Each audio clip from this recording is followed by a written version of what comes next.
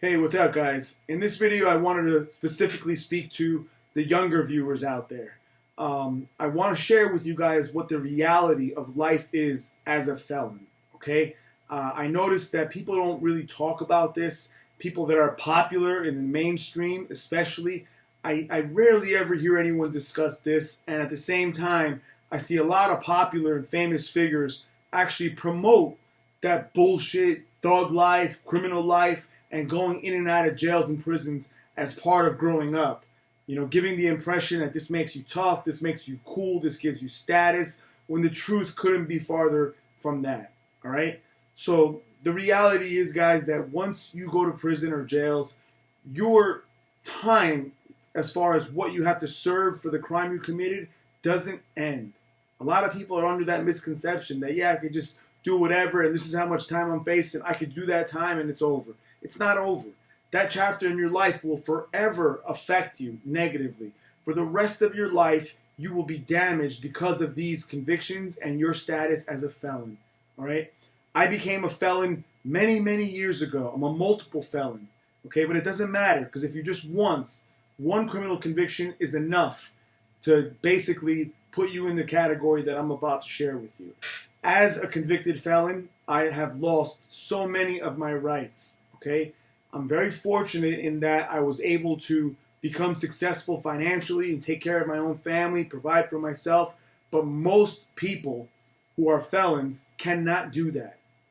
And I want you guys to be honest with yourselves in asking yourselves how many people you know who have gone through the jail and prison system, specifically prison, because if you're convicted and you're a felon, you were sentenced to more than 1 year and you went to prison. How many of those people can you honestly say are successful? How many of those people do you really believe are earning a legal living now and actually working for their money legally and contributing to society in a regular way? The answer is few to none. I don't have to know you to know the answer already. Okay? I am the exception. I'm very, very fortunate for that. But I am disqualified from participating in regular business practice in many ways. I had to go to the state twice and basically beg and go through a whole process that took 2 years in one case just to get permission to do certain types of businesses. For example, to own a property that has a liquor license, to own a bar, I'm permanently banned. To own a car dealership, to have those finance banking licenses that I needed, I'm permanently banned. I was able to successfully overcome that, but that is very rare. All right. In addition, most people who go to prison and come out, they have no money. They're broke. They're on parole. The cards are already stacked against them. And on top of all that, the felony conviction will disqualify you from many, many different types of government aid and benefit. Even as far as getting any kind of financial aid for college, for schooling, which is crazy. You'd think that you'd want to help educate people to avoid going back, but that's not the case. It also applies to certain housing. Certain housing aid that is given to people, you are not allowed to get. Even worse than that, some people are not allowed to get the aid that they need if they have a felon living with them.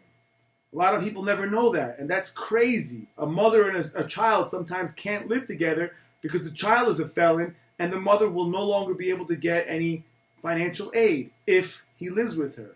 So it's really, that's just one part of it. Another part of it is the job aspect.